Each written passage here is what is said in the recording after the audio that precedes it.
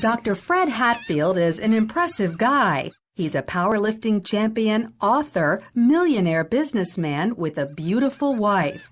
But he'll tell you his greatest accomplishment is killing his cancer, just in the nick of time. The doctors gave me 3 months to live because of widespread metastatic cancer in my skeletal structure. 3 months. 3 different doctors told me that same thing. It's a horrible, horrible feeling to have someone tell you that the person that you love only has 3 months to live and you're not going to be with him anymore. While Fred was preparing to die, he heard about an anti-cancer diet, also known as metabolic therapy. With nothing to lose, he gave it a try and was shocked when it actually worked. And the cancer was gone completely. To this day, there's no trace of it, and it's been over a year. Although it wasn't easy, Fred stopped eating carbohydrates because carbohydrates turn into glucose inside your body. Cancer cells love glucose and need it so badly that if you stop giving it to them, they die. And it just absolutely amazes me that medical science is just now finding this out. Fred's recovery was not a surprise to Dr. Dominic D'Agostino. His team of scientists at the University of South Florida study metabolic therapy. When they removed carbohydrates from the diets of lab mice, the mice survived highly aggressive metastatic cancer, even better than when they were treated with chemotherapy. We have dramatically increased survival with metabolic therapy.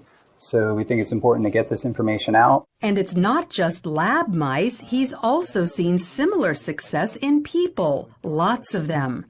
I've been in correspondence with a number of people, probably at least a dozen people, and over the last 1.5 to 2 years, and all of them are still alive, so despite the odds. And so this is very encouraging. All cells, including cancer cells, are fueled by glucose. But if you deprive them of glucose, they switch to the alternate fuel ketone bodies, all except cancer cells.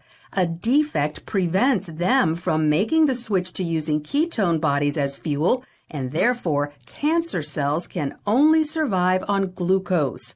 All other cells can use either glucose or ketone bodies. Your normal cells have the metabolic flexibility to adapt from using glucose to using ketone bodies. But cancer cells lack this metabolic flexibility, so we can exploit that. People like Fred, who deprive their cells of glucose and fuel them with ketone bodies instead, eat what's known as a ketogenic diet. It consists of almost 0 carbohydrates, but lots of natural protein and fat. You can go online and there's just cookbooks and, it's clean eating, just very clean eating. None of the sugars, the salts, the trash food. Natural proteins are ones in their original form, but processed meats like cold cuts and hot dogs are off limits because often carbohydrates have been added to them. Natural fats are in their original form, like olive oil, avocados, nuts, and also coconut oil.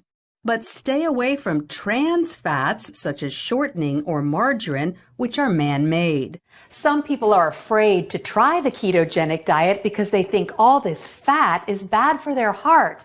But more doctors are now saying natural fat is actually good for you, even natural saturated fat like coconut oil and butter.